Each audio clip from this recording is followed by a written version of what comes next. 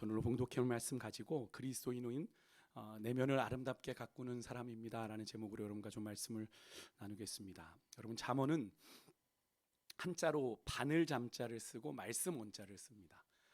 그러니까 이런 문자적인 의미에서 잠언은 바늘로 찌르듯 가르치는 말씀이다 라고 하는 거죠. 그러니까 우리 내면의 모습을 이렇게 바늘로 찌르듯 찔러서 그 말씀으로 우리가 가지는 그런 삶의 태도, 또 방향에 따라 우리 인생을 얼마든지 달라지게 할 수 있는 그런 말씀이 바로 이 잠언의 말씀인 거예요. 오늘 우리가 함께 읽은 이 잠언의 본문은요, 그런 우리가 그리스도인으로서 아름다운 내면을 가지기 위한 몇 가지 원리를 좀 가르쳐주고 있기 때문에 그것을 여러분과 좀 함께 나누고, 그런 믿음의 사람다운 아름다운 우리가 내면을 갖기 위해서 오늘 기도하는 그런 밤이 되기를 원합니다. 특히 오늘 요즘 우리가 묵상하고 있는 욥기의 주인공인 이 욥이라는 인물이 특별히 생각나는 그런 본문이었는데요. 네, 오늘 본문 1절을 보면 뭐라고 시작하냐면 포도주와 독주로 대변되는 술에 대한 말씀으로 시작이 됩니다. 술에 지배되면 함부로 행동하게 되고 또 자제력, 통제력을 상실하기 때문에 술에 미혹되어서는 안 된다라고 당부하고 있는데, 사실 우리가 성경에 보면 술 자체에 대해서 성경이 부정적이지만은 않습니다. 우리가 이제 오해를 하는 건 그러니까 늘 이제 세상에 있는 분들이 그러잖아요. 성경에 술 먹지 말라는 얘기 어디 있어? 이렇게 얘기하는데 성경은 오히려 가끔 술을 마시도록 한 경우도 있었죠. 바울이 디모데의 그 소화가 되지 않는 일로 인해서 네가 조금씩 포도주를 마셔라 라는 이야기도 했던 이야기가 있어요.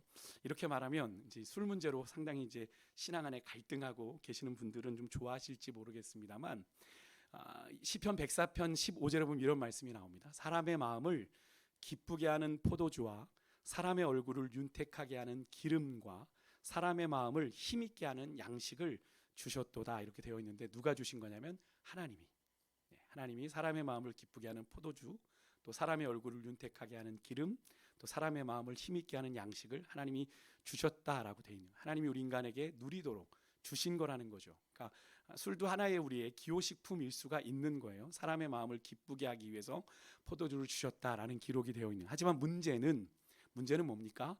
이 술을 과도하게 마셔서, 그죠? 술의 마음과 생각을 빼앗기는 게 문제인 거죠.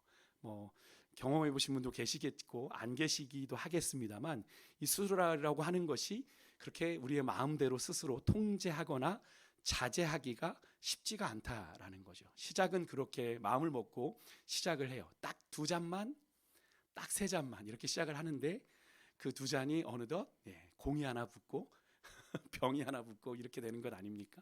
그래서 노아 같은 의인도 노아가 얼마나 대단합니까? 120년 동안 정말로 하나님의 뜻을 쫓아 그 방주를 만들었던 노아 같은 의인도, 그죠? 술에 취해서 사실은 그런 추태를 부리게 된 거죠. 그래서 아버지의 그 치부를 덮었던 야벳과 나머지 셈은 괜찮았지만 함이 저주받는, 굳이 아버지가 노아가 그러지 않았으면 함이 그렇게 저주받을 일도 없었을 텐데, 그런 일들이 일어나게 된 것 뭡니까? 노아가 술에 취해 그렇게 했던 일이죠. 세상에서도 이런 얘기를 합니다. 우리 성도님들은 거의 못 들어보셨을 이야기니까, 하지만 저는 많이 들어봤는데, 처음에는 사람이 술을 마시지만 나중엔 누굴 먹어요? 술이 사람을 그죠? 술이 사람을 먹는 거죠. 처음엔 사람이 술을 마셔요. 우아하게 마시지만 어느 쯤엔 주객이 전도돼서 술이 사람을 먹는 일이 진짜 일어나는 걸 많이 보았습니다. 저도 많이 보았고 주변에도 많이 보게 되는데, 사실 이런 문제가 굳이 술에만 해당되는 이야기가 아니겠죠. 그래서 디모데후서 3장 4절에 보면 이런 말씀이 있습니다. 쾌락을 사랑하기를 하나님 사랑하는 것보다 더하면, 이런 말씀이 나오죠. 말세에 이런 것이 있는데, 그때 말세에 나타나는 것이 뭐냐면 쾌락을 사랑하기를 하나님 사랑하는 것보다 더하면 그것이 무엇이든지 우리는 경계해야 되는 거다라고 얘기를 했어요. 그러니까 우리 그리스도인들은 하나님의 자리를 그 무엇으로도 채워서는 안 되는 거죠. 술 취함이 아니라 우리는 무엇을 받아야 됩니까? 오직 성령의 충만함을 받아야 되는 겁니다.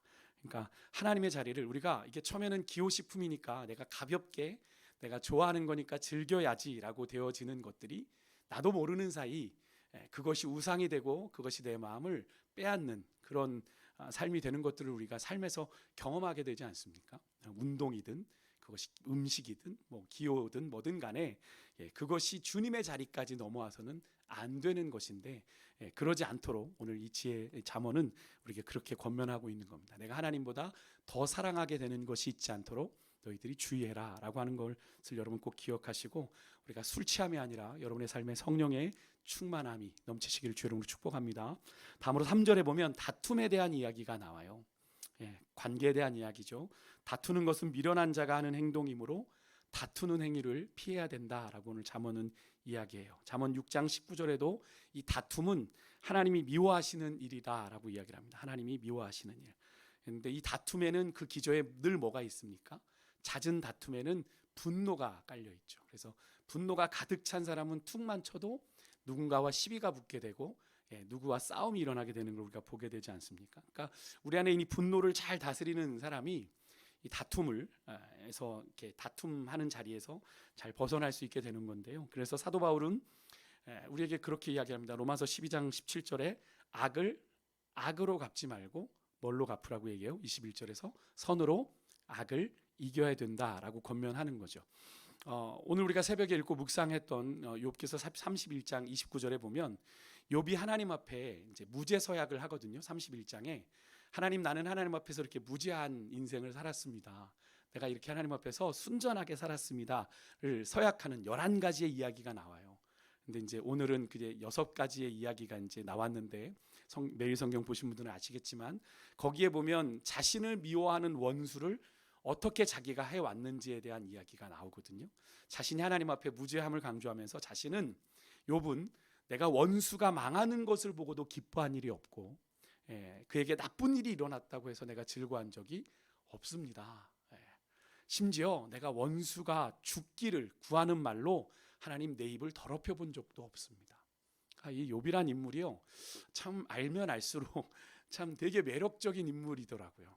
우리가 늘 욥하면 그냥 정금 같은 인물, 순금 이렇게 좀 약간의 좀 상징적이고 뭔가 이렇게 축약된 의미로만 받아들였는데, 이번에 제가 욥기서를 묵상하면서 욥이란 인물을 다시 이렇게 좀 들여다보면서 참 너무나 하나님이 그렇게 좋아하실 수밖에 없었구나라는 생각을 참 많이 하게 되는 그런 모습인데요.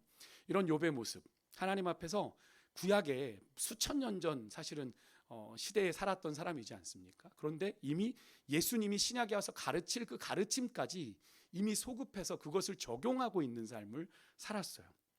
사실 뭐 원수를 뭐 사랑해라 이런 이야기, 뭐 원수에 대해서 이런 얘기 구약에는 그렇게 많이 나오지 않습니다. 사실 신약에 나와서 예수님이 너희가 원수까지도 사랑해라 하신 산상수훈의 가르침이 5장 44절에 나오잖아요, 마태복음에. 근데 그것을 미리 꼭 욥이 안 것처럼 욥이 스스로 하나님 앞에서 내가 하나님 원수를 그렇게 해본 적이 없어요. 내가 원수를 저주하려고 내 입을 더럽힌 본 적이 없어요. 욥한테 하나님이 따지지 않으셨거든요. 근데 욥이 스스로가 자신의 모습을 그렇게 하나님 앞에 고백한다라고 하는 건 꼭 예수님의 그런 먼 훗날에 가르침을 안 것처럼 그렇게 자신의 삶의 기준을 어디에 놓고 있는 겁니까? 하나님 앞에서 자신의 삶의 기준을 놓고 있는 거죠. 제가 수요일에도 말씀드렸죠. 우리 그리스도인은 인간적인 도리를 뛰어넘어서 믿음의 도리, 믿음의 원리를 따라 살아가야 되는 그런 사람들입니다라고 말씀을 드렸는데, 욥은 그렇게 자신의 삶의 그런 가치와 기준을 인간적인 도리를 뛰어넘어서 하나님 앞에서의 살아가는 코람데오의 정신으로 자기가 하나님 앞에 한 점 부끄러움 없이 살아가려고 몸부림쳤던 그런 모습을 우리가 볼 수 있는데요. 오늘 잠언의 삶을 묵상하면서 3절의 말씀을 묵상하면서 이런 욥의 모습이 떠올랐습니다. 그래서 오늘 3절 이 말씀에 다툼을 멀리하는 그런 지혜자가 바로 욥이지 않을까 하는 그런 생각을 해봤는데요. 마찬가지로 여러분들도 충분히 욱하고 분노할 만한 상황이 일어날 때마다 내 안에 그 끓어오르는 분노로 인해 딱 심지가 켜지듯 욱하게 되는, 그것을 거절하고 그럼에도 불구하고 선을 추구하는 거룩함이 우리 안에 일어날 수 있기를 간절히 소망합니다. 욥도 했는데 우리도 할 수 있는 거잖아요. 그죠? 욥을 그렇게 우리에게 샘플링해 보여주신 건 인간적으로 안 되는 게 아니라, 그죠? 우리도 그렇게 주님 앞에서 의식하고 살아가면 가능하다라는 걸 우리에게 보여주신 것 아닙니까? 그렇게 살아가는 삶이기를 소망하고요. 다음은 5절인데요. 5절에 보면 이런 말씀이 있습니다. 거기에 보면 사람의 모략이 깊은 물 같아서 명철한 사람은 그것을 잘 길어낸다라는 말씀이 나와요. 여기에 모략이라고 하는 건 단어로 보면 충고, 조언이라는 의미입니다. 충고하는 것, 조언하는 것. 이 단어를 어떤 모 이단은 자신들의 거짓 교리를 숨기는 단어로 이 모략이란 단어를 쓰거든요. 예, 속으시면 안 돼요. 그것을 아주 자기들의 거짓말을 모략이라는 단어로 아주 교묘하게 포장해서 사람들을 미혹합니다. 여기에 모략은 그런 의미가 아니라 충고, 조언이란 뜻인데 날카롭겠죠. 예, 날카롭고 쓰기에 자칫하면 누군가에게 좋은 이야기지만 큰 상처를 남길 수 있는 게 바로 이겁니다. 그래서 상대방의 아픔, 어려움, 또 상처를 잘 다독여주면서 그 상대가 잘 그것을 분별하여 알아들을 수 있도록 신중하게 길어 올린 이 지혜의 말로 이 모략을 전달하는 것이 여러분 지혜예요. 그러니까 여기서 깊은 물이라는 건 그런 걸 상징합니다. 당시 팔레스틴의 물웅덩이가 깊었어요. 한 40m 정도 되는 걸 그렇게 깊이 팠는데 거기서 물을 길어 올리는 거 쉬운 일이겠습니까? 40m, 뭐 몇 미터만 되는 우물에 물을 길어 올리는 것도 녹록치 않은 일인데 그 40m 되는 그 웅덩이에서 물을 길어 올린다? 간단한 일이 아니라 상당한 수고가 필요하고 또 숙련된 기술이 필요할 수 있는 일인데, 그러니까 누군가에게 모략, 충언을 하고 충고를 하고 조언을 하는 것, 그냥 즉흥적이어서는 안 되고 많은 노력과 또 고민과 또 수고가 필요한 일이다라는 것을 우리에게 이야기해 주는 거죠. 그러니까 누군가에게 충고하고 조언하는 거 쉽게 할 수 있어요. 근데 참 많이 신중하고 또 신중해야 하는 일이라는 것. 나의 의도와 다르게 그 충고와 조언이 누군가의 아픔과 상처를 툭 찌르면 그게 충고가 아니라 아픔으로, 아픔 때문에 그 충고가 들리지 않게 되거든요. 그러니까 누군가를 좀 섣부른 이해와 이해를 가지고 판단해서도 안 되고 깊은 물을 길러내듯 우리가 잘 신중하게 생각하고 또 생각하고 그 영혼을 위해서 기도하고 또 기도하며 우리가 그 모략을 길어내서 그것을 진심 어린 충고로 전할 수 있을 때 그것이 그에게 정말 영향력 있는 그런 말로 전해지게 되는 건데요. 그런 관계가 우리 공동체 안에서 일어날 수 있기를 간절히 소망합니다. 누군가에게 한마디 말을 전할 때 이 말이 정말 나는 중심에서 한 이야기고 정말 사랑했던 말인데 그러지 않게 받아들여질 때가 종종 있잖아요. 그죠? 부부의 관계든 뭐 기관 안에서든 구역 안에서든 또 친구 관계에서든 나는 의도한 게 그게 아니었는데 그걸로 인해 상처받아 낯빛이 변하게 되는 경우도 우리가 많이 보게 되는데, 그만큼 이 모략이라고 하는 건 깊은 데서 길러내는 거라 그렇게 쉬운 것만이 아니다라는 거 잘 생각하시고 누군가에게 그런 말들을 모략을 전해야 될 때 정말로 많이 고민하고 그렇게 나눌 수 있는 은혜가 있기를 소망하고요. 다음에 우리가 볼 구절은 10절입니다. 10절에 보면 뭐가 나와요? 한결같지 않은 저울추와 한결같지 않은 대는 다 여호와께서 미워하시는 거다라고 얘기를 합니다. 정직하지 않은 것 하나님이 미워하신다라고 얘기를 하는 거죠. 상황과 형편에 따라 기준이 바뀌는 것, 여러분 하나님이 원하시는 정결한 삶이 아니다라고 얘기를 합니다. 이 사실을 또한 몸소 증언한 사람이 바로 욥이란 인물이에요. 앞에서도 언급했지만 욥이 아까 31장에 두 번째로 이야기하는 게 뭐였냐면 내가 누구 앞에서도 허위를 하지 않았고 속임수를 내가 하지 않았습니다라고 서약을 해요. 자신이 허위와 함께 동행하고 그의 발이 속임에 빠른 적이 없었다라고 욥이 얘기하면서 6절에 이렇게 얘기합니다. 하나님께서 나를 공평한 저울에 달아보시고 주님이 나의 온전함을 아시기를 원합니다라고 얘기하죠. 참 대단한 자신감이지 않습니까? 욥은 하나님 앞에서 하나님 내가 다 까발릴 테니까 봐주세요. 이렇게 살 수 있을까? 사실 여러분들 자신 있으십니까? 황 목사 내가 네 속 좀 들여다볼게. 하나님 잠시만 좀 시간을 좀 주시면 그러고 싶은데 욥은 정말 그렇게 하나님 앞에 한평생을 그렇게 살아왔음을 그렇게 고백해요. 이 말은 욥이 자신이 어떤 이득을 보기 위해서 그의 인생에서 어떤 허위, 어떤 속임수, 헛된 일들 행한 적이 없다. 혹이라도 내가 그런 일이 있었다면 자신이 수고한 것 타인이 먹고 내 소출이 다 날아가 버려도 괜찮습니다라고 할 정도로, 이 말은 욥이 설령 그랬다는 얘기가 아니라 그런 일이 일어나지 않을 정도로 자신은 떳떳하다라는 이야기인 거거든요.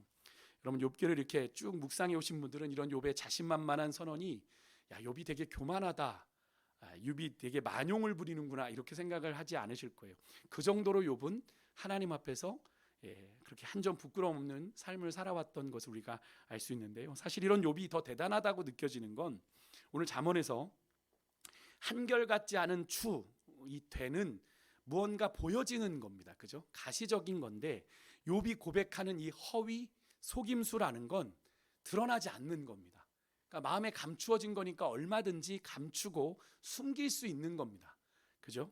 마음에 품은 생각이니까 사람은 절대로 알지 못하는, 그죠?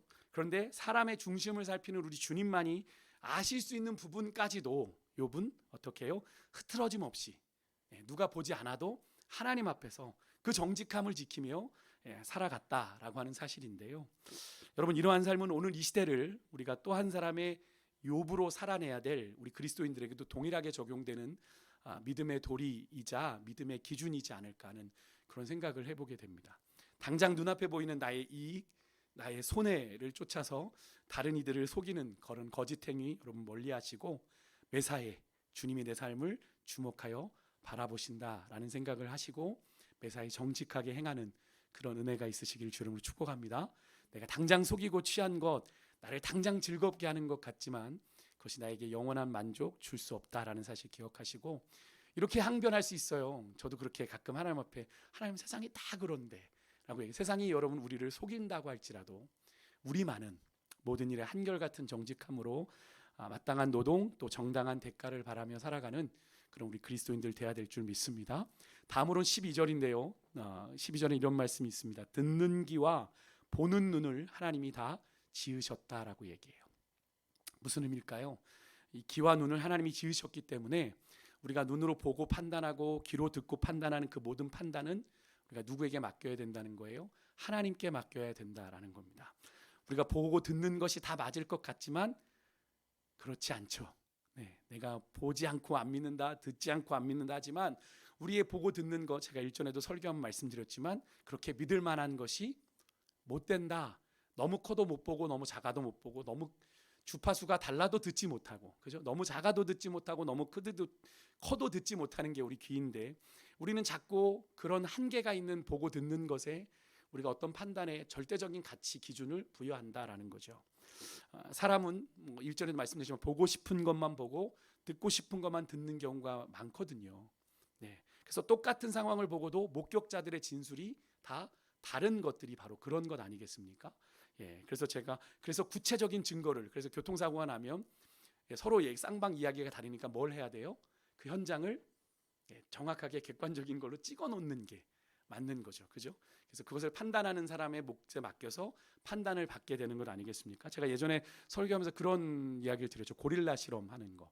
공 던지기 해가지고 횟수 세는 거 말씀드렸는데 그 영상에서 사람들이 공을 몇 번 이렇게 패스를 하는지를 카운트해달라 그렇게 해놓고 그 영상을 보게 했는데 그 실험에서 그 영상 중에 갑자기 검은 고릴라 치장을 한 사람이 와서 막 춤을 춘단 말이에요.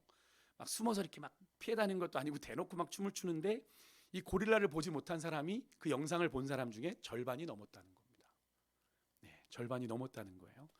그러니까 이것이 우리 인간이 보는 것이 전부가 아닐 수 있다. 내가 보고 싶은 것만 보기 때문에 있어도 보지 못하는 것들이 존재한다라는 것을 알려주는 그런 실험이었지 않습니까? 그래서 사람은 자신이 보고 들은 것을 자신이 원하는 대로 얼마든지 왜곡할 수 있어요. 왜 그것만이 전부라고 생각을 하니까. 그래서 여러분 우리가 우리의 기억을 지나치게 신뢰해서는 안 됩니다. 기록이거나 혹은 사진이 남지 않은 이상은 우리의 기억을, 우리의 생각을 지나치게 신뢰하면 안 되는데요. 그래서 우리가 이 세상을 올바르게 판단할 수 있는 기준은요, 우리의 보고 듣는 게 아니라 여러분 어제나 오늘이나 영원토록 변함없으신 우리 하나님뿐인 줄 믿습니다. 그 하나님의 말씀이 우리의 삶의 기준이 돼야 돼요. 그 말씀으로 세상을 바라보고 그 말씀의 눈으로 세상을 바라보고 또 우리의 기도를 들으시는 하나님의 그 귀에 우리가 모든 일을 아뢰고 그 주님의 인도하심을 따라 살아가는 그런 믿음의 사람들 되실 수 있길 주의 이름으로 축복합니다. 끝으로 마지막 이제 13절 그리고 4절인데요. 13절 말씀 보면 이렇게 말씀이 나오죠. 너는 잠자기를 좋아하지 말라. 내가 빈궁하게 될까 두려우니라. 내 눈을 뜨라. 그리하면 양식이 족하리라. 같은 의미의 말씀이 4절에도 나와요. 게으른 자는 가을에 밭 갈지 아니하나니 그러므로 거둘 때에는 구걸할지라도 얻지 못하리라. 이런 말씀이 나옵니다. 같은 맥락의 이야기죠. 팔레스틴 지역은 한 해의 시작이 가을입니다. 가을에 파종을 해요. 10월, 11월에 이른비가 내려서 대지의 수분이 이제 공급이 되면 그때 이제 뭐 시내도 흐르고 이렇게 되는데 그때 씨를 뿌려서 경작을 하게 됩니다. 그래서 적기에 쟁기질 하지 않으면 여름에 수확을 거둘 수 없게 되는 게 팔레스틴 지역이거든요. 그래서 이른 비가 내려야 씨를 뿌리고 늦은 비가 내려야 추수를 거두게 되는 게 팔레스틴 지역의 농사인데, 여기 그래서 가을이란 얘기 나오는, 가을에 밭 갈지 아니하면 이런 얘기가 나오는 게 밭을 갈아서 씨를 뿌려야 되는데 안 하면 나중에 거둘 게 없다라는 이야기를 하는 거거든요. 정리하면 오늘 이 본문 잠언의 13절 4절에서 공통으로 말하고 있는 건 뭘까요? 해야 할 일을 적절한 시기에 해야 될 적기를 놓치게 되면 안 된다. 미루어서는 안 된다는 얘기죠. 부지런하게 우리가 해야 될 일들을 하며 살아갈 때 하나님이 주신 그 풍요의 복을 누릴 수 있게 된다. 그러니까 내가 해야 될 그날의 일들을 미루지 말아라. 제게 가장 필요한 얘기. 저는 약간 좀 기질 자체가 닥쳐서 해야 되는 사람이거든요. 그래서 꼭 초치기를 하는 사람이에요. 참 나쁜 습관이라고 저는 생각하는데, 또 한편으로는 예전에 청년들하고 그런 얘기를 하니까 또 그런 사람들이 또 제게 어울리지 않는 완벽주의적인 기질이래요.